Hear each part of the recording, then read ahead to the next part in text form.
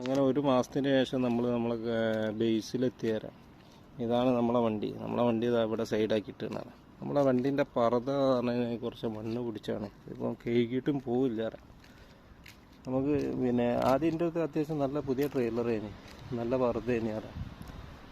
ഇതിൻ്റെ കുറച്ച് ചളി പിടിച്ചതാണ്. ഇത് കഴുകിയിട്ട് കാര്യമില്ല, പഴയതാണ്. മൂന്നാമത്തെ ട്രെയിലറാണ്. ഇടയ്ക്കിടയ്ക്ക് ട്രെയിലർ മാറുകയാണ്. അന്ന് എന്തോ ഒരു കംപ്ലൈൻറ്റ് വന്നപ്പോൾ നമ്മൾ ട്രെയിലർ അവർ ചേഞ്ച് ചെയ്ത് തന്നേരം. ഇത് കണ്ടില്ലേ, ഇത് റെനോൾട്ടിൻ്റെ ഇതിൻ്റെ പുതിയ പർദ്ദയാണ്. അത്യാവശ്യം നല്ല വൃത്തിയുള്ള പർദ്ദയാണ്. ഇതാണ് നമ്മളെ വണ്ടിൻ്റെ ഒരു ലോഗാണ് അറിയത്. അത്യാവശ്യം വണ്ടി ഉണ്ടായി, പഴയ കമ്പനിയാണ്, അത്യാവശ്യം നല്ല വണ്ടി ഉണ്ടായി. ഇതാണ് റെനോൾട്ട്. ഇതൊന്നും ഓടാത്ത വണ്ടിയാണ്. അടുത്ത് മേന്, ഇതും മേന്. അവിടെ നമ്മൾ വന്നതിന് ശേഷം കമ്പനി അത്യാവശ്യം പച്ച പിടിച്ചതിന്. ഇത് കണ്ടല്ലേ,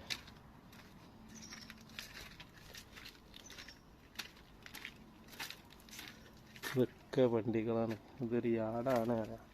ഇവിടുന്ന് ഓരോ വണ്ടി എടുക്കും, റെഡിയാക്കും, എന്നിട്ട് ഓരോരുത്തർക്കും ഇങ്ങനെ കൊടുക്കും.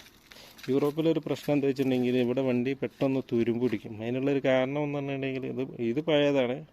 ഇവിടെ വിൻ്റർ ആയി കഴിഞ്ഞിട്ടുണ്ടെങ്കിൽ റൂട്ടിൽ ഐസ് പോകാൻ വേണ്ടി ഉപ്പിടുക എന്ന് പറയാം. അപ്പം ആ ഉപ്പിൻ്റെ പ്രശ്നം കൊണ്ട് പെട്ടെന്ന് തുരുമ്പ് കയറി വരാം.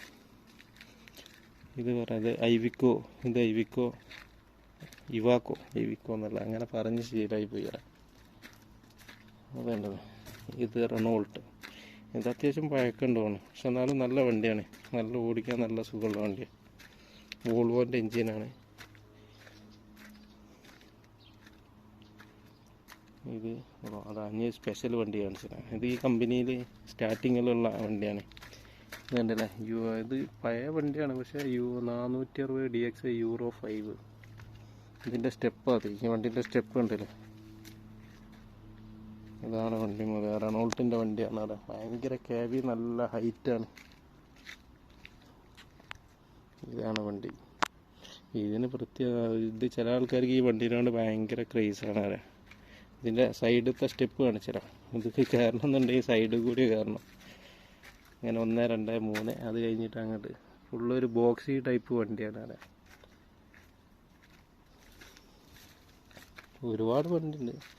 അത് ഈ സ്കാനിയൊക്കെ എന്താ വെച്ചിട്ടുണ്ടെങ്കിൽ ഈ സ്കാനിയൊക്കെ എന്ന് പറഞ്ഞിട്ടുണ്ടെങ്കിൽ ഓട്ടോമാറ്റിക് വണ്ടി തന്നെയാണ്, പക്ഷേ ക്ലച്ച് നമ്മൾ വണ്ടി മൂവ് ആക്കുമ്പോൾ അതേപോലെ നിർത്തുന്ന സമയത്തും. ഇത് സ്കാനിയ, ഇത് ഇവാക്കോ, അതുപോലെ മേന്. വണ്ടികൾ ഒരുപാടുണ്ട്. ഒക്കെ പഴയ വണ്ടിയാണ്. ഒരുപാട് വണ്ടി നിർത്തിയിട്ടാണ്. ഇതൊക്കെ അത്യാവശ്യം മോഡലുള്ള വണ്ടിയാണ്.